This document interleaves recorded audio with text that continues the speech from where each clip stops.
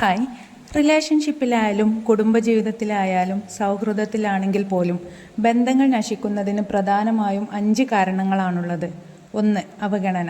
നിങ്ങൾ ഓരോ തവണയും ആ വ്യക്തിയെ അവഗണിക്കുമ്പോൾ ആ വ്യക്തി ഓരോ തവണയും നിങ്ങളില്ലാതെ ജീവിക്കാൻ പഠിക്കുകയാണ്.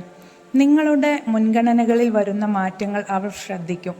മുമ്പ് അവർക്ക് നൽകിയിരുന്ന പരിഗണനകൾ കിട്ടാതെ വരുമ്പോൾ അവർ ഇമോഷണൽ ആകാൻ തുടങ്ങും.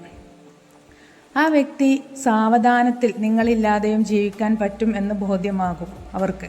2. നുണ പറയൽ.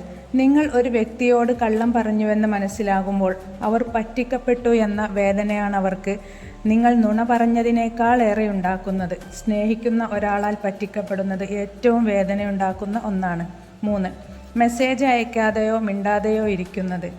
നിങ്ങൾ മെസ്സേജ് അയക്കാത്തതിൻ്റെയും വിളിക്കാത്തതിൻ്റെയും കാരണങ്ങൾ അറിയാനും കേൾക്കാനും ആർക്കും താല്പര്യമുണ്ടാവില്ല. പരസ്പരം കമ്മ്യൂണിക്കേഷൻ്റെ കുറവ് വരുന്നത് ആ വ്യക്തിയുടെ ഓർമ്മകളിൽ നിന്നും നിങ്ങൾ മായ്ഞ്ഞു പോകാനിടയാക്കുന്നു.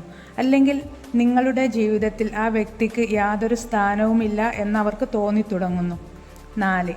ബന്ധം നിലനിർത്താൻ ഒട്ടും എഫേർട്ട് കാണിക്കാതെ പോകുന്നത്. സ്നേഹത്തിനു വേണ്ടി യാചിക്കേണ്ടി വരുന്നത് ആ വ്യക്തിക്ക് അതിനോടുള്ള ആഗ്രഹം കുറക്കുന്നു. 5. കാരണം ബിസിയായി അഭിനയിക്കുന്നത്.